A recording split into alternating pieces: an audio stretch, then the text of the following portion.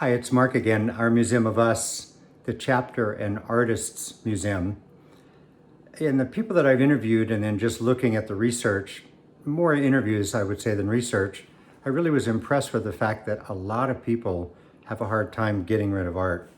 And they shouldn't. There's no reason to get rid of it. Like I've made in other points, this is a piece that a friend from Juneau did, and I just fell in love with it when I saw it, bought it, and I hope to own it the rest of my life. But part of my point though is that my children may or may not appreciate it. So what do they do? What kind of burden do I put on them if I say, oh, there it is, I hope you like it? And I don't have a quick answer for it because I've talked to a lot of people who have a lot of art that they themselves acquire or art that they inherited and or were gifted.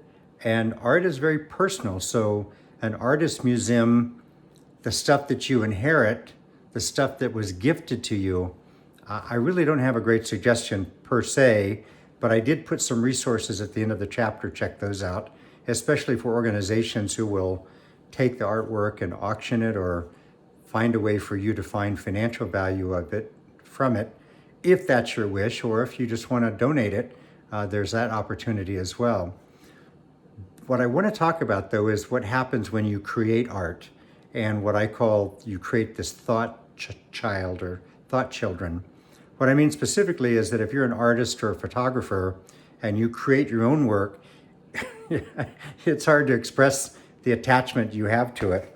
So Exhibit A, and what I wanted to show you was the photo that I took up in Denali National Park in Alaska that I described. This is the one that was selected for a show and traveled around the state in a museum, well, different museums at in the state. But this is that little wet fox that I took. But here's the story that I want to tell you about it really quickly.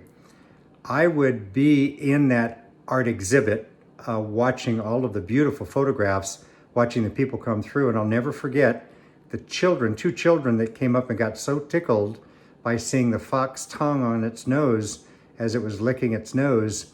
And it just delighted me as a photographer to see children getting so much delight from one of my photographs. So my thought child, it was actually just a lucky photograph, but in the end, it was really a treat to get to see those kids see it in a public place.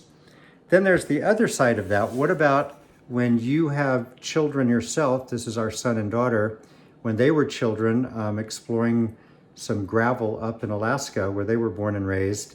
And so there's this picture, and that's one that I keep near and dear just because I'm so, well, you know what I'm trying to say. It's like when you have pictures of your children, it's just like everything to you.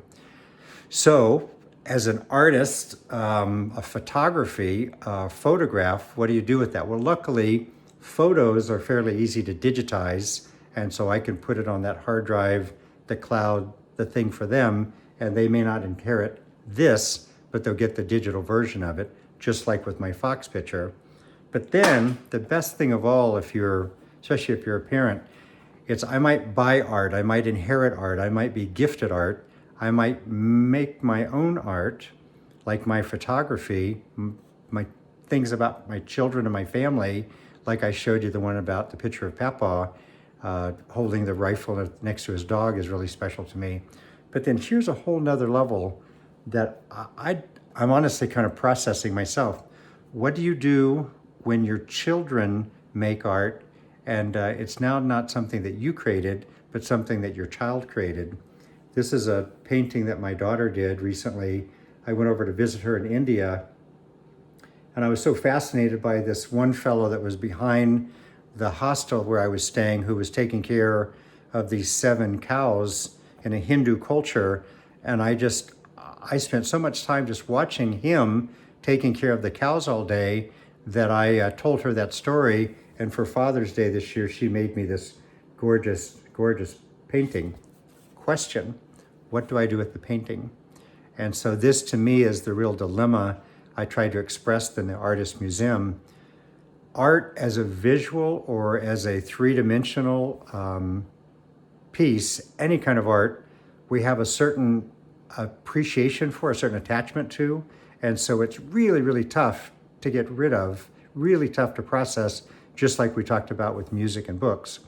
So I don't know that I've got a solution for this one other than to acknowledge that we have to do something. Otherwise, we hand over or give away or inherit to our children or friends big items that are maybe something they don't appreciate. So I would suggest do a digital story about the art, about the photo, like I did in the chapter about the fox. Do a digital story about what you liked about what your children have made for you, and tell them what you liked about the image. Digitize it, and then whether or not you keep or they keep the item, I hope she does, it's stunning, then at least you're going in the direction of creating an Our Museum of Us. This is all me, me, me, me, me, but once you digitize it, share what it means to you, share the values that you see in it, what the art expresses to you, then at least you're moving in the direction of an Our Museum of Us. And I think that's my suggestion for the best way to curate an artist's museum.